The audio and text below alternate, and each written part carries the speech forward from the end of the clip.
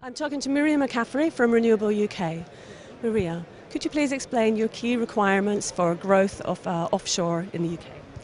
I think at the top of our agenda we would want strong political will. We'd like a clarion four-square commitment from the government that it's committed to seeing it through. We've had a lot of support. Policy is moving in the right direction. Offshore wind is a key, attractive investment opportunity. But it sort of all stops round about 2020. We want to hear strong, powerful statements that the vision goes way beyond that time. That would be at the top.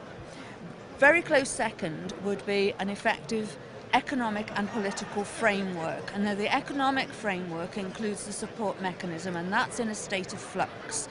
We're almost there with electricity market reform.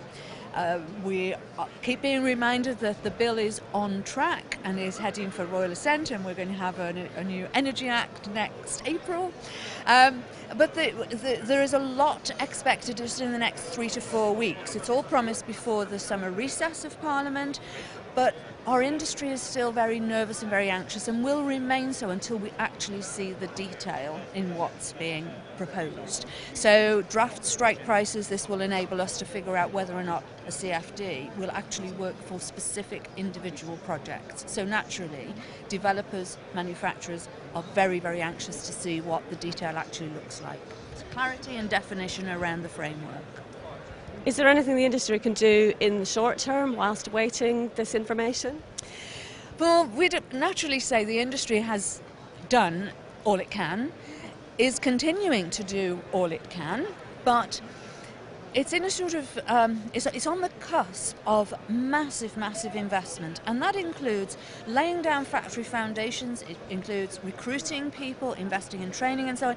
Now all of this is in the pipeline, it's all pledged, but we won't tip the scales to actually get it to happen until we get those clear statements from government.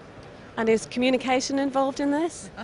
Communication is a key word for a National Trade Association. It covers a multitude of things. So we have our communications with our political recipients and audience, which is both government and opposition, of course, that's the whole of Parliament.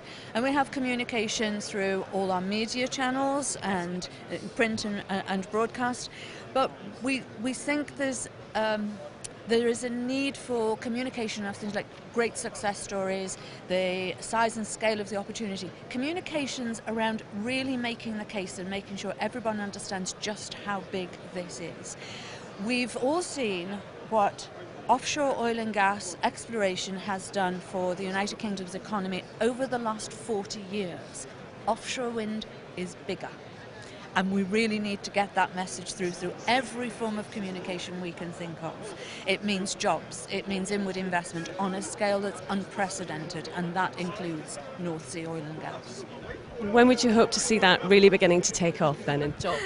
Well, it's really important to get a balance here, because I just reported in conference this morning that in the course of the last 12 months, we've added another 3,500 megawatts of wind energy, onshore and offshore, into the mix. And I think somewhere around about 11.5% of all our electricity came from wind in the last 12 months. That's official Ofgem report. So we're not sort of alternative, and it really is important to rejoice in what we have actually achieved so far.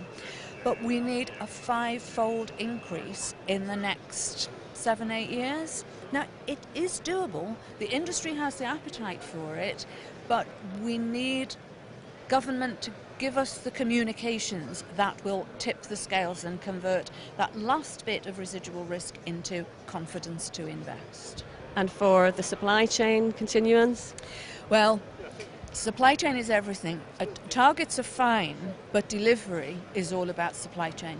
So Renewable UK, working very closely with government and with industry, has worked very, very hard, I'd say probably in a concerted way over the last 5 years, to stimulate a UK-based supply chain.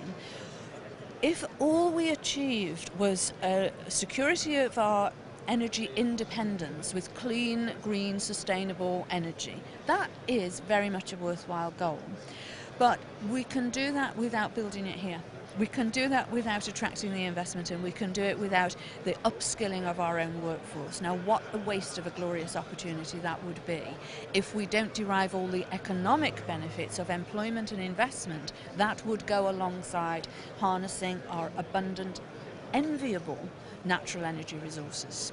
Wouldn't make sense. Thank you.